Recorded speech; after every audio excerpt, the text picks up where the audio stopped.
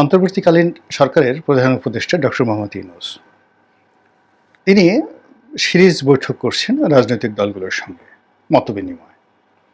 প্রথমত তার এই উদ্যোগকে আমি স্বাগত জানাই এবং এটি প্রথম থেকে আমি দাবি করে আসছিলাম এবং আমার সঙ্গে সঙ্গে আরও শত শত মানুষ দাবি করে আসছিলেন। আমি বলার চেষ্টা করছিলাম যে ডক্টর মোহাম্মদ ইউনূস যত মঙ্গলই করুন না কেন, যত কল্যাণই করুন না কেন, আলটিমেটলি রাজনৈতিক দলগুলোর সঙ্গে যদি তার একটা সম্পর্ক না থাকে এবং একটি বিশ্বাসযোগ্য সম্পর্ক স্থাপিত না হয়, তাহলে তার সরকার ভালো মতো কাজ করতে পারবেন না। দ্বিতীয়ত, আলটিমেটলি তো তাকে ক্ষমতা হস্তান্তর করতে হবে রাজনৈতিক দলগুলোর কাছে, টুডে অর টুমরো। এখন তিনি যে কর্মগুলো করছেন এই মুহূর্তে, সেই কর্মগুলোতে অনেক ঝামেলা আছে। তো এই তার সকল কর্মকে বৈধতা দেওয়া পার্লামেন্টের মাধ্যমে, আইনের মাধ্যমে এই কাজটি করবেন রাজনৈতিক দলের যারা নেতৃবৃন্দ বা যারা অনাগত দিনে বা ভবিষ্যতে যারা সরকার গঠন করবেন তারা। তো এখন যে সকল রাজনৈতিক দল সরকার গঠন করবেন সম্ভাবনা রয়েছে, তাদের সঙ্গে যদি ডক্টর মোহাম্মদ ইউনূস এবং তার উপদেষ্টা মণ্ডলীর দূরত্ব তৈরি হয় এবং সম্পর্ক ভালো না থাকে, তাহলে আগামী দিনে এই উপদেষ্টা পরিষদের এবং এই সরকারের সাথে যারা সম্পৃক্ত সবাই আইনি জটিলতায় পড়বেন, ঝামেলায় পড়বেন, বিপদে পড়বেন, জেল জুলুম হুলিয়া তাদেরকে তাড়া করবে। এবং যেহেতু তারা খুব সেন্সিটিভ মানুষ, জ্ঞানী গুণী বুদ্ধিমত্তা তাদের রয়েছে, তো এই ভয় নিয়ে তারা কাজ করতে পারবেন না, ত্রুটি নিয়ে তারা কাজ করতে পারবেন। এই জন্য যতটা সম্ভব একটা ফেলোশিপ যদি রাজনৈতিক দলগুলোর সাথে তৈরি করা যায়, এটা তাদের জন্য ভালো হবে। তো এই দাবি যখন সবার পক্ষ থেকে এলো, রাজনৈতিক দলের পক্ষ থেকে এলো, আমরা যারা সামাজিক মাধ্যমে কাজ করি আমাদের পক্ষ থেকে এলো, তিনি সেটিকে সম্মান জানিয়েছেন এবং বেশ কয়েকটি বৈঠক করেছেন। তারই ধারাবাহিকতায় সাম্প্রতিক সময় তিনি প্রায় প্রধানতম রাজনৈতিক দল যারা আছেন, আওয়ামী লীগ ছাড়া সকলের সঙ্গে বৈঠক করেছেন। এ দফা জাতীয় পার্টির সঙ্গে বৈঠক করেছেন কিনা আমি বলতে পারবো না। তো যা হোক, এখন তার যে বৈঠক, সেই বৈঠকের মধ্যে উল্লেখযোগ্য বৈঠক হলো জামাতের সঙ্গে আর বিএনপির সঙ্গে। তো অন্যান্য যে সকল দল তারা তাদের মতো কথা বলেছেন, ডক্টর মোহাম্মদ ইউনূসের সান্নিধ্য পেয়েছেন, তারা যথেষ্ট খুশি, জামাতও খুশি এবং জামাত চায় যে এই সরকার প্রলম্বিত করুক তাদের কার্যকাল। এমনকি এই সরকার যদি 5 বছর থাকে বা আরও বেশি সময় থাকে, এটা জামাতের জন্য এই মুহূর্তে কোনো সমস্যা নয়। কিন্তু বিএনপির জন্য যে সমস্যা, সেটা হলো বিএনপি যদি দীর্ঘ সময় অপেক্ষা করে, তাহলে এত বড় একটি দল তাদের পক্ষে ক্ষমতাহীনভাবে নিয়ন্ত্রণ করা সমস্যা হয়ে পড়বে। 2 নম্বর হলো যে সরকার ঢাকা শহরে সচিবালয় বিভিন্ন জায়গাতে ক্ষমতা দেখাচ্ছে বটে, কিন্তু তৃণমূলে মূলত বিএনপি নেতাকর্মীরা ক্ষমতা ভোগ করছে। ফলে অনেক নেতাকর্মীর বিরুদ্ধে নানা রকম অভিযোগ আসছে, যেগুলো নিয়ন্ত্রণ করা দলের যারা সেন্ট্রাল নেতৃবৃন্দ তাদের পক্ষে সাংগঠনিক ক্ষমতা দ্বারা সম্ভব নয়। তাদের প্রশাসনিক ক্ষমতা দরকার। এখন প্রশাসনিক ক্ষমতা ডক্টর ইউনূসের হাতে। তো তিনি তো বিএনপির পক্ষ হয়ে সেই বিএনপির পরামর্শ অনুযায়ী বিএনপির নেতাকর্মীদের বিরুদ্ধে অবস্থান নেবেন না।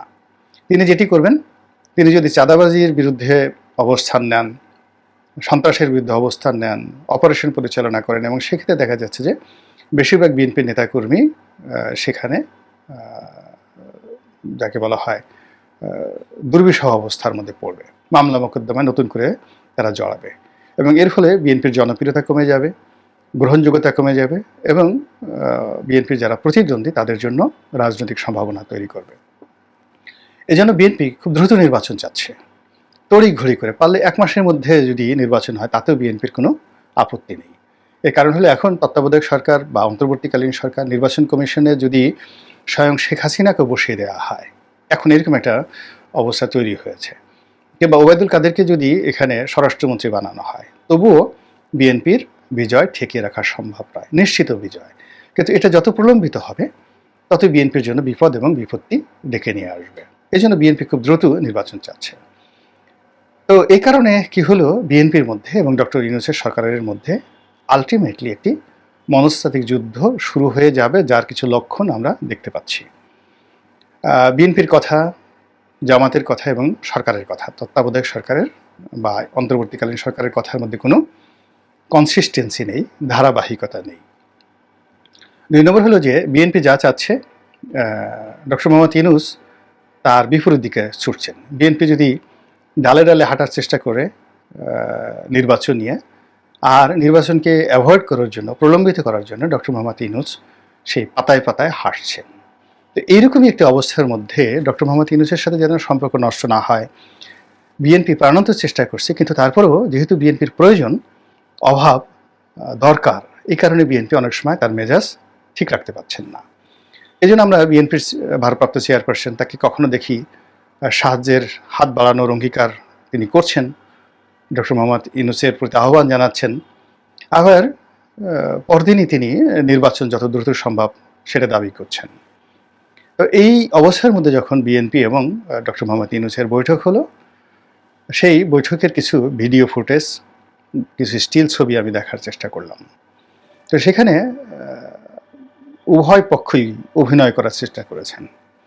অর্থাৎ ডক্টর মোহাম্মদ ইউনূস বেশ হাসি খুশি প্রাণোচ্ছল থাকার চেষ্টা করেছেন কিছু সময়, আবার হঠাৎ করে দেখলাম যে তার মুখ নিদারুণ গম্ভীর হয়ে গিয়েছে এবং তিনি চিন্তিত, বিরক্ত, বিব্রত, এরকম ছবিও আমরা দেখতে পেয়েছি। কিন্তু আবার খোলামেলা, প্রাণবন্ত, বিশেষ করে প্রথম আলো যারা ডক্টর মোহাম্মদ ইউনূসকে খুব বেশি প্রমোট করছেন, তাদের একদম ফ্রন্ট লাইনে বিএনপির সঙ্গে যে ছবি এসেছে, সেখানে ডক্টর মোহাম্মদ ইউনূসকে বেশ হাসি খুশি দেখা গিয়েছে। আবার তার সঙ্গে যারা অংশগ্রহণ করেছেন, মির্জা ফখরুল সহ অন্যান্য নেতৃবৃন্দ, তারা কিন্তু সেই প্রথম আলোর ছবিতে অতটা প্রাণোচ্ছল ছিলেন না। কিন্তু যেটি আমরা আন্দাজ করতে পারি, একেবারে নিখুঁতভাবে আন্দাজ করতে পারি, সেটি হলো বিএনপি নেতাদের বডি ল্যাঙ্গুয়েজ দেখে। তারা বৈঠক শেষে যে সংবাদ সম্মেলন করেছেন, সেই সংবাদ সম্মেলনে তাদের সকলের মুখচ্ছবি, শরীরের ভাবভঙ্গি, চোখের জ্যোতি, সব কিছু ছিল নেতিবাচক। অর্থাৎ তারা ডক্টর মোহাম্মদ ইউনূসের সঙ্গে বৈঠকের মাধ্যমে একটি সুসংবাদ নিয়েও বের হতে পারেননি। তাদের নেতাকর্মীদের বিরুদ্ধে যে 50 লাখ ভুয়া মামলা রয়েছে, কত দ্রুত এই মামলাগুলো একেবারে উইথড্র করা যায়, এই ব্যাপারে ডক্টর মোহাম্মদ ইউনূস যদি বলতেন যে আগামী 24 ঘন্টার মধ্যে আমি এই মামলাগুলো নিষ্পত্তি করার ব্যবস্থা করছি, বিএনপি খুশি হয়ে যেত। কিন্তু এই ব্যাপারে ডক্টর মোহাম্মদ ইউনূস কী বলেছেন, বিএনপি কী বলেছে, তা সংবাদ সম্মেলনে আমরা জানতে পারিনি। নির্বাচন নিয়েও সেখানে সুনির্দিষ্ট কোনো কথাবার্তা হয়েছে বলে আমরা বুঝতে পারিনি। সেখানে ফরমাল আলোচনা হয়েছে, হয়তো চা পানি খাওয়া দাওয়া হয়েছে, এবং সেখানে বিএনপি অনেকগুলো দাবিনামা পেশ করে আসছে, যেটি ডক্টর ইউনূসের জন্য খুবই নেতিবাচক এবং বিএনপির জন্য নেতিবাচক। যেখানে আগামীতে 6 মাস পরে যদি নির্বাচন হয়, 3 মাস পরে নির্বাচন হয়, এমনকি 5 বছর পরেও নির্বাচন হয়, তো সেই নির্বাচনের মাধ্যমে বিএনপি নিশ্চিত ক্ষমতায় আসবে। তো সেখানে বিএনপিকে কেন 17 দফা, 13 দফা বা 14 দফা দাবিনামা ডক্টর মোহাম্মদ ইউনূসকে পেশ করতে হবে? ইট মিনস বিএনপি একটা দুর্বলতম অবস্থায় পড়ে গিয়েছে এবং তারা যে ক্ষমতায় আসবে, সেই ক্ষমতায় আসার যে বিষয়টি, সেই বিষয়টি নিয়ে তাদের যথেষ্ট সন্দেহ দেখা দিয়েছে। আদারওয়াইজ আনলেস তাদের যে প্রপোজালগুলো, সেই প্রপোজালগুলোর মধ্যে submission, the way of submission, সেখানে অনেকটা কমান্ডিং ভয়েস থাকতে হবে যে you have to do this thing, এই কাজগুলো আপনাকে এতদিনের মধ্যে করতে হবে। একটা আলটিমেট তাকে একটা আলটিমেট টাইম দিতে হবে যদি বিএনপি নিজেকে যোগ্যতম, নিজেকে সুবিধাজনক একটি অবস্থায় বিবেচনা করত। কিন্তু তা না করে যখন তারা দাবিনামা পেশ করছে, তাহলে এই যে তাদের এই দাবিনামা পেশ করাটা, এটি 2018 সালের নির্বাচনের আগে মির্জা ফখরুল গণভবনে গিয়ে শেখ হাসিনার নিকট যে দাবিনামা পেশ করেছিলেন, সেই দাবিনামা পেশ করা আর ডক্টর ইউনূসের কাছে দাবিনামা পেশ করার মধ্যে এক সুতো পার্থক্য থাকবে না। যদি বিএনপির মনে সেই ধরনের আত্মবিশ্বাস থাকে যে আমরাই এই দেশের বৃহত্তম দল, আমরাই ক্ষমতায় আসছি, সেক্ষেত্রে প্রকৃতিগতভাবে তাদের মধ্যে একটা কমান্ডিং অ্যাটিটিউড তৈরি হয়ে যাবে এবং তারা সরকারকে যে প্রস্তাবনা দেবে, সেই প্রস্তাবনাগুলো প্রস্তাবনা আকারে থাকবে, ভদ্রতা আকারে থাকবে, কিন্তু সেটা সরকারকে মান্য করতে হবে এবং সরকারের সেটা মান্য করা ছাড়া কোনো ওয়ে থাকবে না। এইরকম একটি যাকে বলা হয় মেসেজ তাদের বডি ল্যাঙ্গুয়েজে তারা ফুটিয়ে তুলবে, কথাবার্তা তারা ফুটিয়ে তুলবে, যেটি আমি তাদের সেই বক্তব্যের মধ্যে দেখিনি। অন্যদিকে ডক্টর মোহাম্মদ ইউনূসের সঙ্গে তাদের যে বৈঠকের পর তারা যে বের হয়ে এসছেন, প্রায় সকলের মুখ ছিল মলিন এবং তারা কেউ কারো দিকে তাকাচ্ছিলেন না। নর্মালি যখন কেউ বিজয়ী হয়, যেমন মির্জা ফখরুল ইসলাম সাহেব বক্তব্য দিচ্ছিলেন, তার পাশে মির্জা আব্বাস সাহেব দাঁড়ানো ছিলেন, এবং তার পেছনে যিনি দাঁড়ানো ছিলেন সেটা হলো জনাব সালাউদ্দিন সাহেব। এবং আপনারা সবাই জানেন যে বিএনপির মধ্যে ধরে নেওয়া হয় মির্জা ফখরুলের পরে যদি দলের সাধারণ সম্পাদক হিসেবে কাউকে বিবেচনা করা হয়, তিনি জনাব সালাউদ্দিন ভারত থেকে এসেছেন। দ্বিতীয়ত, এই মুহূর্তে বিএনপির যিনি কর্ণধার জনাব তারেক রহমান, সেই তারেক রহমান সাহেবের একেবারে বিশ্বস্ত 1 নম্বর ব্যক্তি হলেন জনাব সালাউদ্দিন সাহেব।